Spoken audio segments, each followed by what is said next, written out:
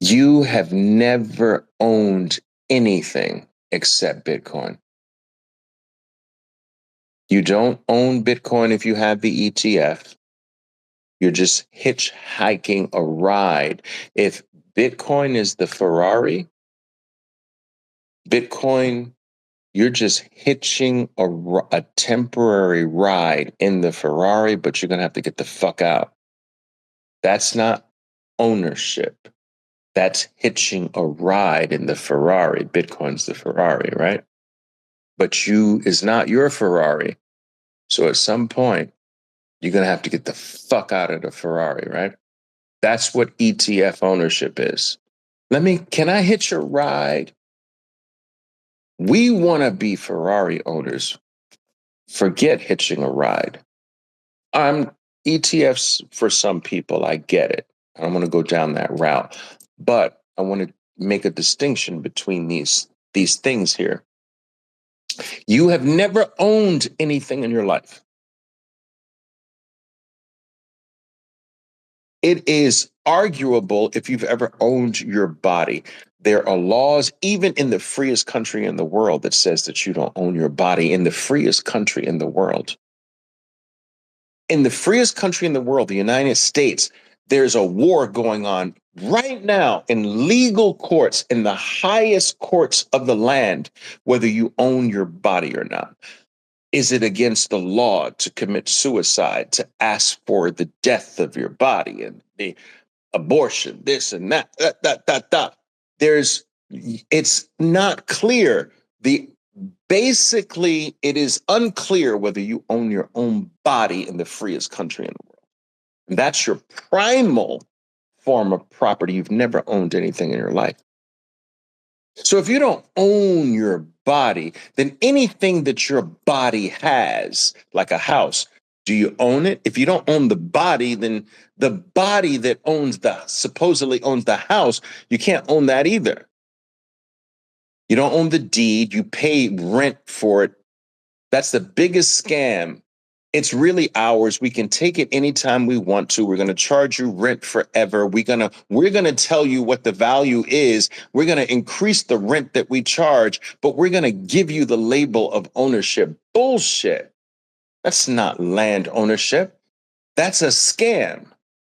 You can't take it with you. Okay, if this is my property, I want to move with it. You can't move with it. You can't even move to a different state, a different region, a different. How is that property ownership? Really? How do we buy into that bullshit? Oh, yeah, it's yours, but you're still going to have to pay me forever. And by the way, I can take it when I want to. And oh, by the way, you can't move the shit. It's got to stay here. What? We bought that? Our grandkids are going to laugh at us. Do you understand?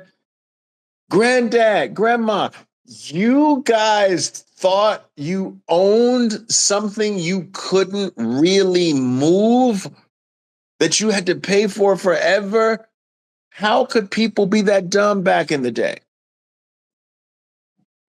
You guys didn't understand that Bitcoin's the only thing that you can own because no one can take it from you, and it goes with you everywhere you are. Wherever you are on planet Earth, you are your Bitcoin, that it can't ever leave you. If you have 12 words, your 12 words are your Bitcoin, that you can't leave it anywhere, that no one can take it without your consent, that no one can debase it, no one can tax it.